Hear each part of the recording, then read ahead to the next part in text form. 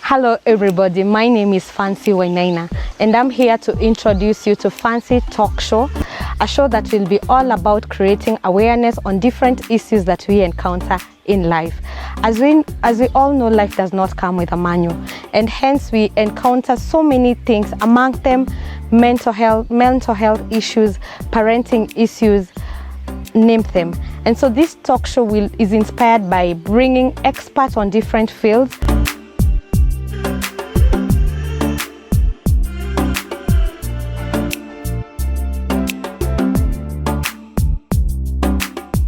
to come and give us insights on how we are going to handle these issues.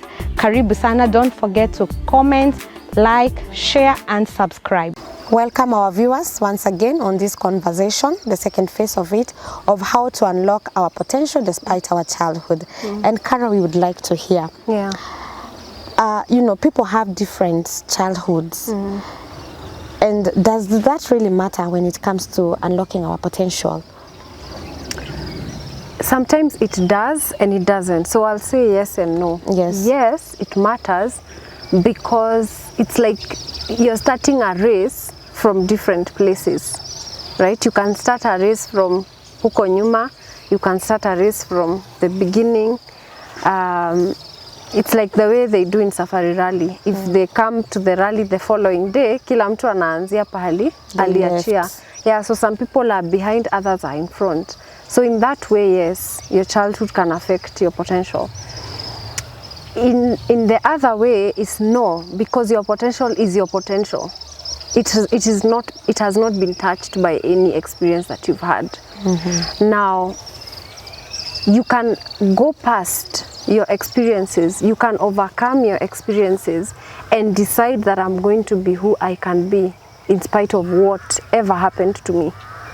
And so whether it's a yes or no is determined by a decision. So do you want to explore your potential, or are you stuck in, I'm a victim and this happened to me and I can't do this, you know?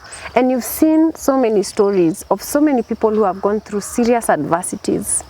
You know, some people don't even have limbs, but they are world leaders in one way or another. You know, they are trailblazers.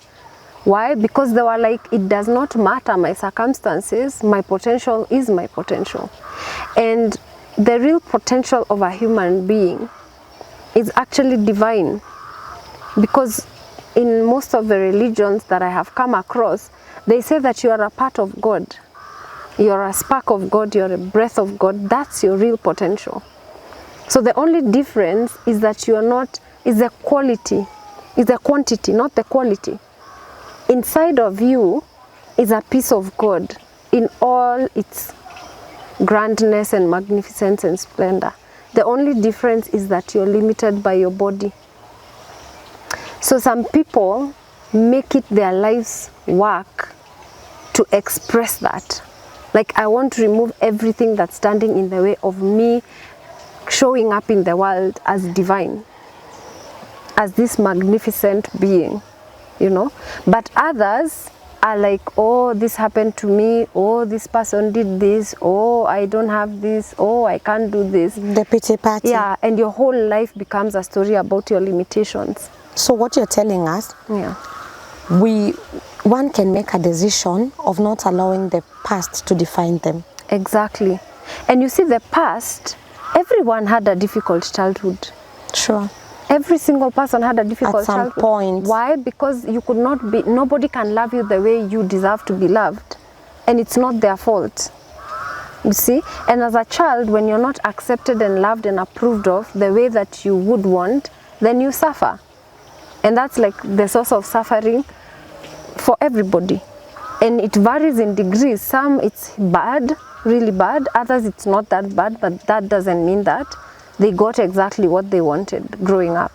So what I'm trying to say is, you have to come to that place and decide, because all these childhood experiences and adversities, especially that we go through, are like gym. You know, when you go to the gym and you tell the trainer, I want abs. You think the trainer sits there and babies you and gives you smoothies and tells you Now you will have the abs. Yeah, you have, no. They He go hard. gives you weights to lift. He gives you push-ups to do. He makes you run. He makes you do stuff that hurts your body, that makes you sweat, that makes you almost give up, because that's part of the training. So what I'm trying to say is that your childhood was a training.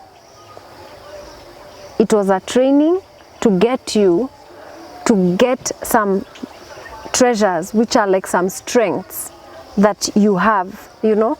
As you are going through your childhood, you had to be resilient, you had to be perseverant, you had to be courageous to go through whatever it is that you went through. But now you've turned it against yourself. It's like you pay for the gym and you do all the sit-ups, and then you sit there and start sobbing. And you're like, this guy amenitesa sana, you know. No, you should turn it around and actually say, this guy is actually helping me get what I want. So look at your childhood from that perspective. This is the training ground that you had that was ripe for you to activate your potential. Absolutely. But in a scenario where your childhood memories or journey was not in support to unlock your potential, you can still make a decision. That's what you're telling us. You can still make a decision and unlock your potential and be what, you know, and live your purpose. What I am saying is that your childhood experiences did actually unlock your potential, even if they don't look like they did. The difference is the story you've been telling yourself about what happened. You see? Yeah. So like, for example, kids who are abandoned and they had to fend for themselves and they had to struggle and maybe go to the street and beg and beg. Look at it from another perspective instead of a victim perspective. Think of it as, what did that child have to become so that they can survive? They had to like be very strong, because not all kids are able to hack that, you know. So in a way, their potential was activated. That level of resilience, that level of, you know, like grit, that level of courage, it was already unlocked. But when you start thinking of it from a victim mindset, then it disappears. You see? So what I'm trying to say is, there's two ways in which potential was unlocked, or, you know, there's people whose potential was unlocked by their parents saying, you can do this, I love you, you know, like that. But there are people whose potential was unlocked by their parents saying, you will amount to nothing. And you want to prove you will amount to something. Exactly. So regardless of your childhood, Yeah. your potential have been unlocked at some point. Yes. So it's you to figure out where. Exactly. At which point. And most importantly, because potential is cannot be wasted. That's the nature of the universe. Potential cannot be wasted. You cannot have resources and energy sitting there and you're not directing it to somewhere. The universe will take it and give it to someone who needs it. So, do you have a mission? Do you have a purpose? Do you have something that you want to make your life about? Because when you focus on something, that's when it actually gets to be used. I'm thinking of people, a group of, you know, sometimes even in adulthood, they're just people who are comfortable with their lives. They don't go extra mile, they just live, okay? If this person, for instance, decided, you know, I've not been maximizing what I should be doing, I've not, you know, explored my potential, is it a journey you can start as an adult? Are there, you know, hacks that an adult can do to change their lives? Yes, there are, and it's really about how badly do you want to change your life. Some people are sitting there, they are comfortable, they don't feel the need to change their life, they are doing okay, you know, by their standards, and we cannot say they are not doing okay because we are not in their life. You know? As per their standards, they are well. Yeah, they're okay. But then if you've gotten to a certain place and you're like, who am I kidding? I can be more, I can do more. Like, I can't continue to lie to myself that I am okay with the way my life is, whether it's in my work, in my relationships, in my career, in my spirituality, whichever area, in my health. You decide to be authentic. Yeah, if you decide that this is not me, this is not my standard, I can do better than this. That is usually the first call. When you get to that level, then you start thinking, okay, so what am I going to do? What am I going to do to get to the next level? What do I need to commit to get to the next level?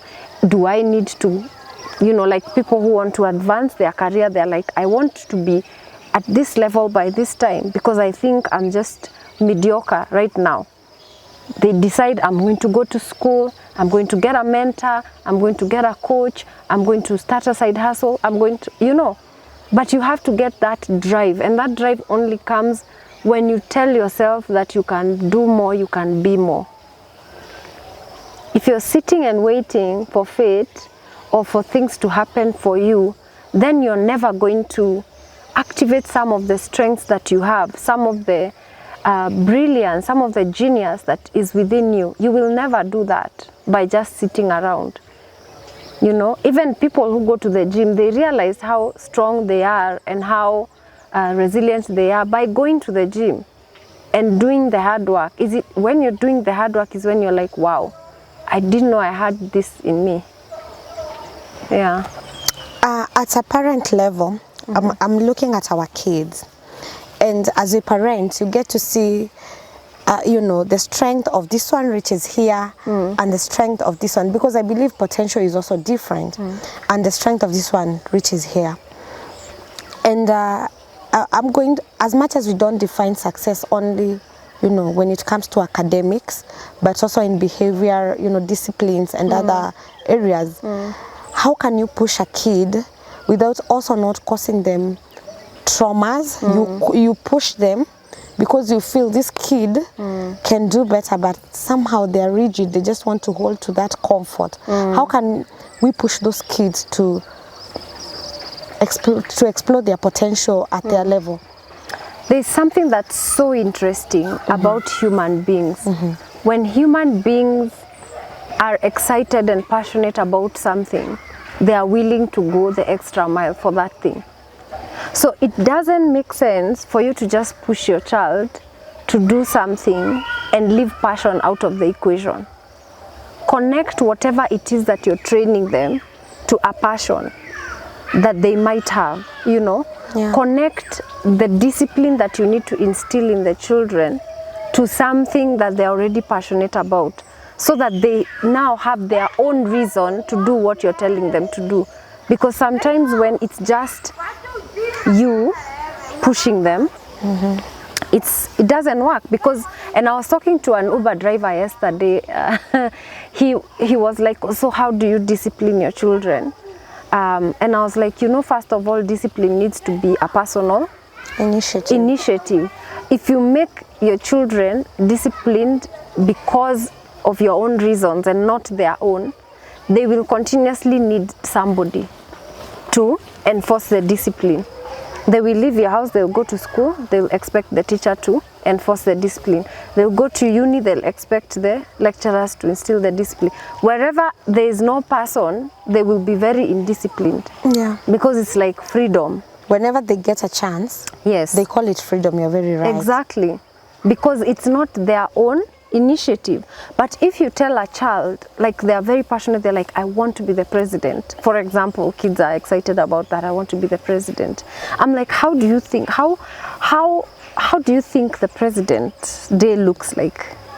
You know, how early do they wake up? What kind of things do, so that they can start seeing themselves in that space, and therefore everything that you're telling them starts to make sense. Yeah. That is absolutely insightful, because I remember even in our childhood, we will grow with kids whose parents were very strict, very strict. And these are the kids, when you go to school, you will see them trying to experience stuff.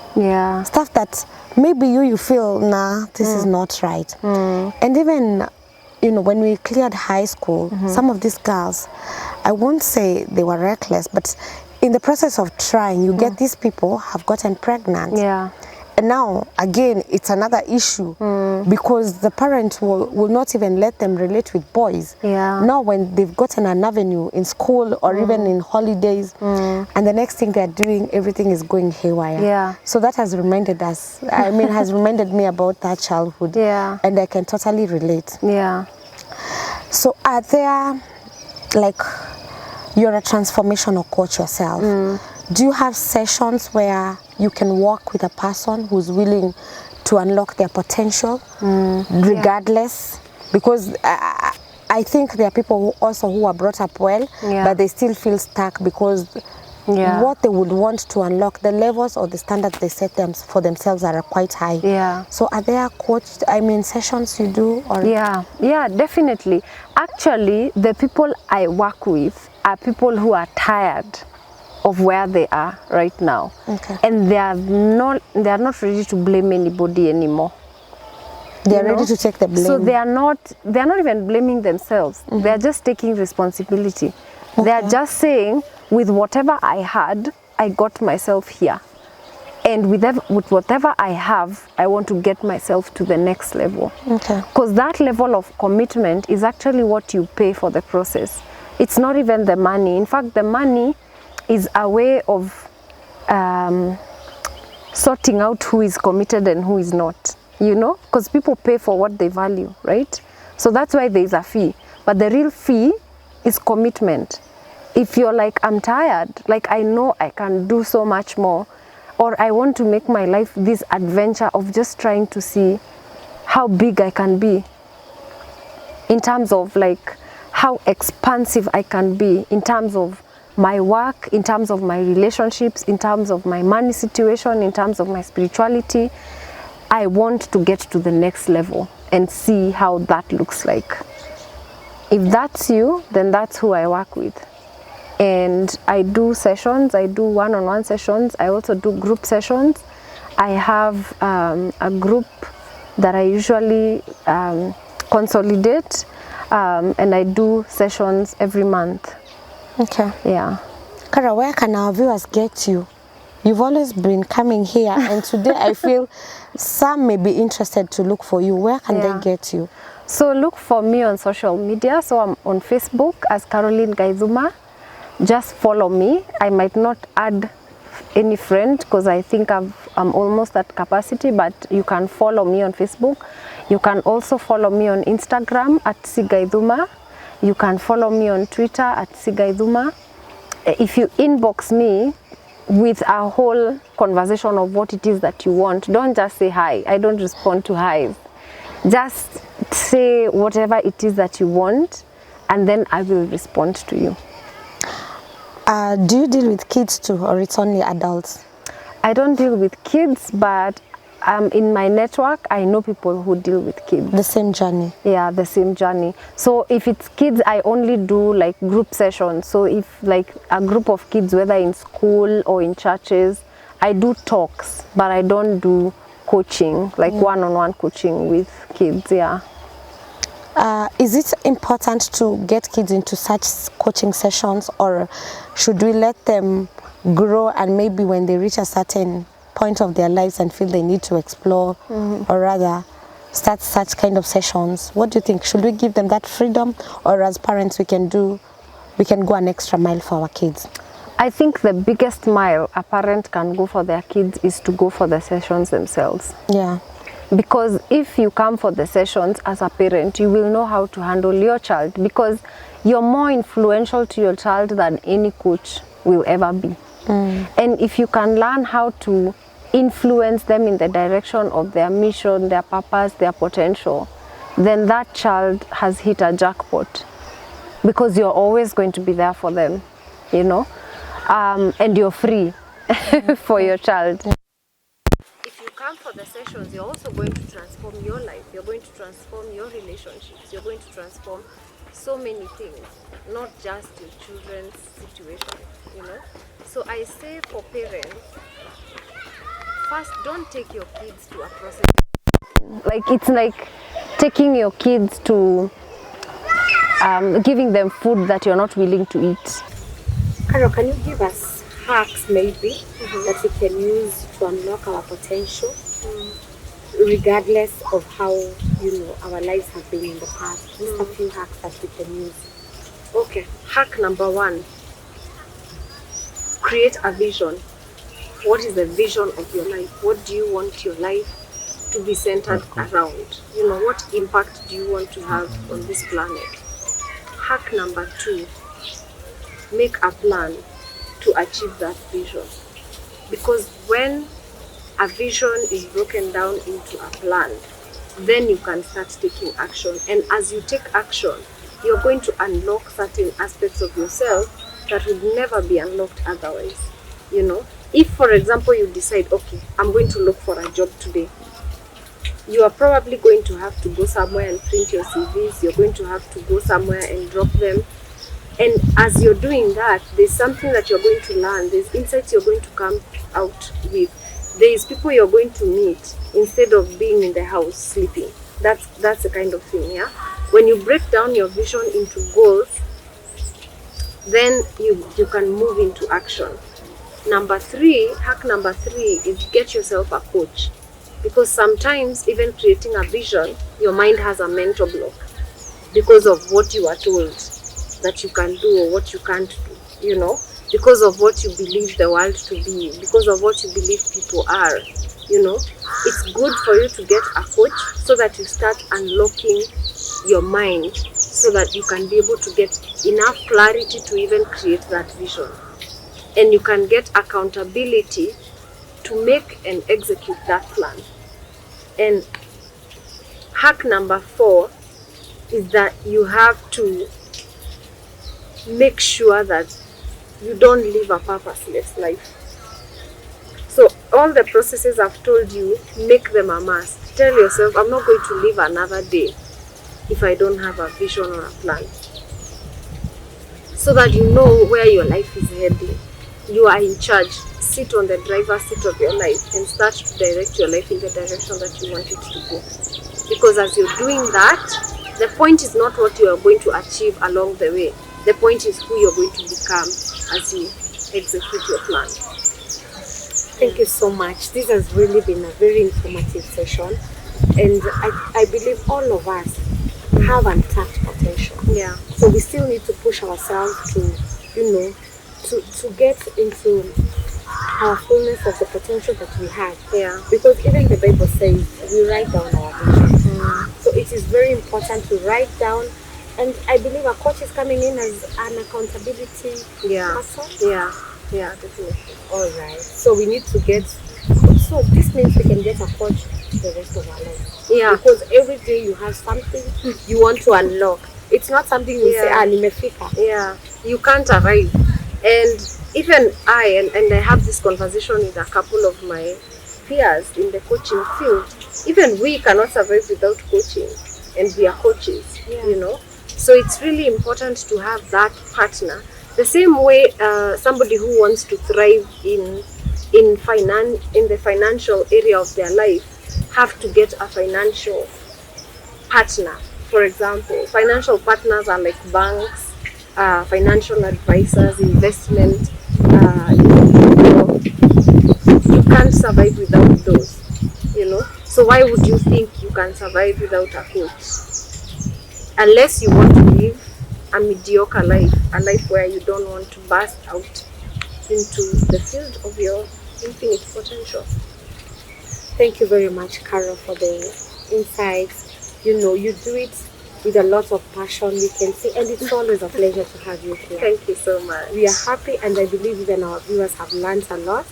And I will ask our viewers kindly, ensure you subscribe, keep subscribing, keep sharing this content, because it's not for you. And most importantly, please practice what you've been taught. Sometimes it's not easy to get this information, and we are bringing this for free at your comfort of your homes or wherever you are. So thank you very much, Carol. It's a pleasure having you. Thank you. We are happy, and we're looking forward to have you again. Thank you. Thank you. I appreciate it. Asante sana.